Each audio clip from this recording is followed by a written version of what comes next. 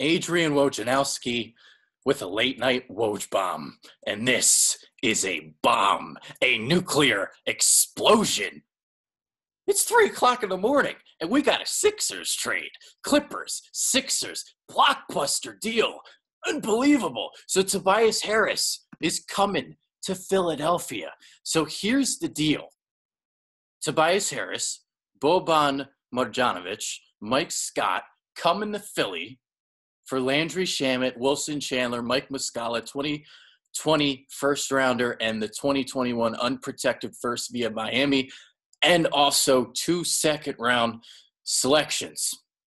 The Sixers, according to Adrian Wojnarowski, are budgeting to re-sign and keep a new Big Four, including free agents Tobias Harris and Jimmy Butler this summer, league sources tell ESPN. Philadelphia has long-term plans for Harris, Butler, Joel Embiid, and Ben Simmons together. Elton Brand has done more in 4+ months than Brian Colangelo did in 2 years with the Sixers. This is unbelievable. I love this trade. I know people aren't going to want, the whole Landry Shamet, letting him go. That's I love Landry Shamet. He's going to be a great player, great shooter. And I know the people are also going to say, hey, the Sixers now, they have no bench. They didn't have a bench before, and it's even worse now. I get that. But this isn't about playing for this year. This is about playing for the next 5 years, for the next 10 years, loading up, trying to get that quartet together, get that Big Four together to take on the Warriors, to take on the Lakers, and whoever they're going to have to challenge. And I think Elton Brand did a great job at bringing Harris in here. And here's the thing about Tobias Harris. Some people may not really know or are familiar with his game. He is extremely underrated. Might be the most underrated player in the NBA. I love Tobias Harris. And the thing about Tobias Harris that he's added since last year, I mean, he's had a three-point shot, but what he's doing more is taking it more frequently. So 5.6 threes per game last year, and that's up because before he was averaging at about like 3 to 3.5 a contest, and to see it go up, and it's been going up incrementally because the start of his career, he didn't have a three-point shot at all. And it just came along, and it's come along, and it's come along, and now he's shooting over 40% from deep. And not only is he shooting over 40% from deep, he's shooting about 5 threes a game. This year, 4.6 attempts. So Tobias Harris, he's going to come in here, and I love this. And you're going to have this quartet together. I think this is a great move by Elton Brand.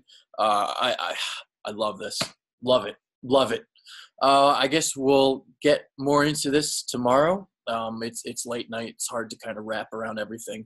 I hate seeing Shamet go in this whole thing, but Tobias Harris is a great basketball player, and if they do somehow pull this off, where they can bring all these guys in, keep the quartet together, and somehow still have the money to build a bench and get veterans in here for maybe cheaper, because maybe they do want to win a championship. That's something to keep in mind. Elton Brand, if he is building relationships with the veterans and he knows veterans and stuff like that, that's something, again, keep in mind. I mean, we'll see. He's getting the core together. And this offseason is going to be about building the bench and strengthening it and really getting that solidified. Because, there's some pieces on the Sixers squad. I like Jonah Bolden. I think he brings something, but he's not a starter. He's like a 7 or 8 guy. And I think he's had a nice recent surge. But, again, it's like he's not a starter in this league right now.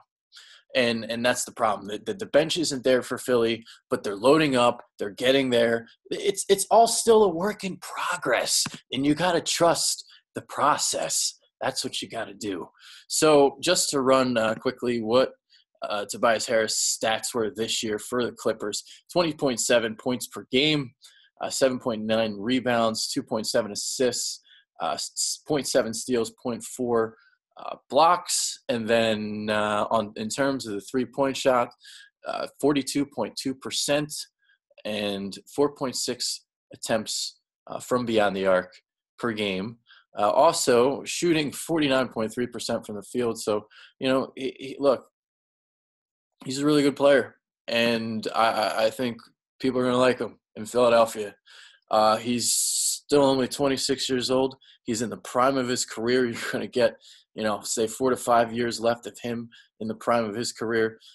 This Sixers team, they may not win anything this year.